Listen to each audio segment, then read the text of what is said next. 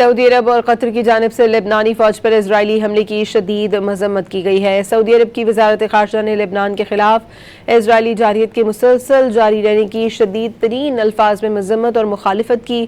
بیان میں کہا گیا کہ سعودی مملکت لبنان کی خود مختاری اور اس کی فوج کو نشانہ بنانے کو مکمل طور پر مسترد کرتی ہے۔ قطری وزارت خارجہ نے یہ کہا ہے کہ اقدام لبنان کی خود مختاری پر واضح حملہ ہے۔ قطر نے عالمی برادری سے اسرائیلی قیادت کو لگام ڈالنے کا مطالبہ کیا ہے۔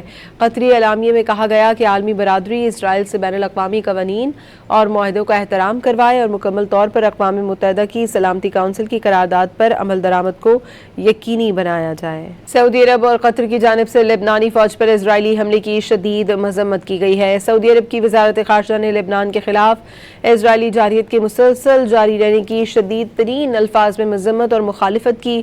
بیان میں کہا گیا کہ سعودی مملکت لبنان کی خود مختاری اور اس کی فوج کو نشانہ بنانے کو مکمل طور پر مسترد کرتی ہے۔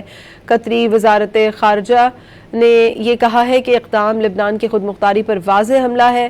قطر نے عالمی برادری سے اسرائیلی قیادت کو لگام ڈالنے کا مطالبہ کیا ہے۔